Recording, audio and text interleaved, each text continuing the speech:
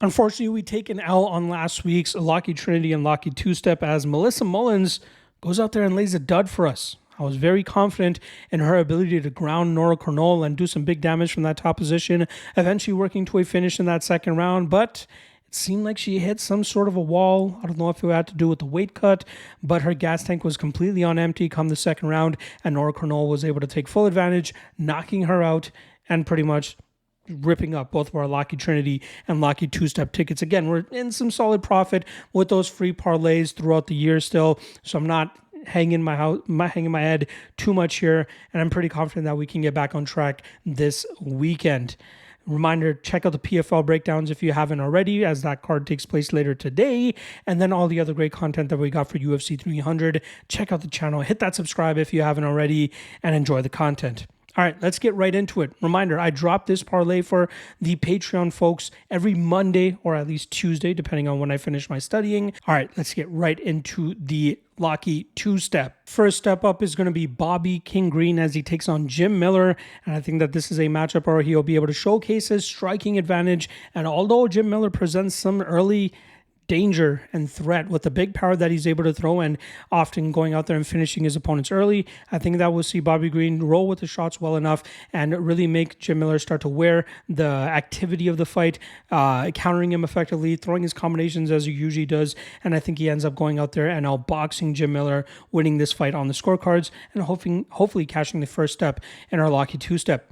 The second step is going to be in the form of Arman Tsarukyan as he takes on Charles do Bronx Oliveira, and that is a very tough and risky spot to take.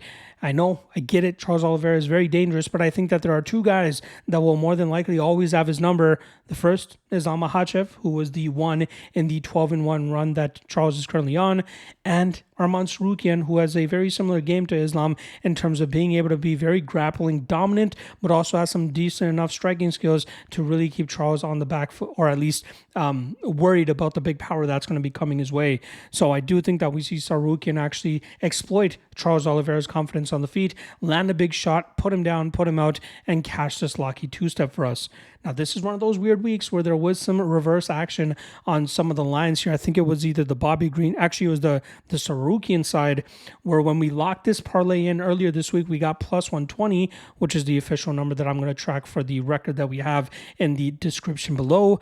But now it's actually sitting at plus 131 as there has been some Charles Oliveira love coming on throughout the week.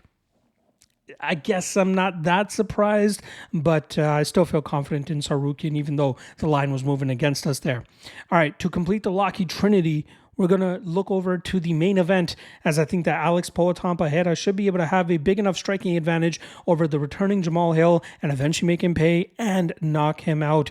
Pereira is able to generate so much power from such a small space that I think it's going to cause Hill a ton of trouble, especially with the way that Hill throws his shots. I've largely been critical of his chin up in the air type of striking style that opponents have been unable to take advantage of because they have not had a good enough striking game. And luckily for us, we finally get somebody that can take advantage of that, as I think that Poatan will be able to find the perfect counter shot here, probably that check left hook, and I think it ends up putting Jamal Hill lights out on the canvas, and we get and still Alex Pereira. If you were to lock it in earlier this week, you're going to get plus 283 on this Locky Trinity, which is the number I'll end up tracking. But if you lock it in now, you're getting a better number at plus 302. This doesn't often happen. It's usually the other way around. But again, big card here. Charles Oliveira, public favorite. I should have known that the line was going to get better. But the way that I do it, I drop this parlay on Mondays or Tuesdays, and then we drop it to the public on Fridays. So there is bound to be line movement, but I did like the Tsarukyan side earlier this week, no matter what. There you guys go. Locky Trinity, Locky Two-Step. Lock that thing in if you're feeling what I'm throwing down. Otherwise, let me know what your Locky Trinity or Locky Two-Step would be. Drop a comment below, and we'll see how it ends up doing next week. All right, I'll see you guys later this evening for the 3 best prop bets for UFC 300. See you then.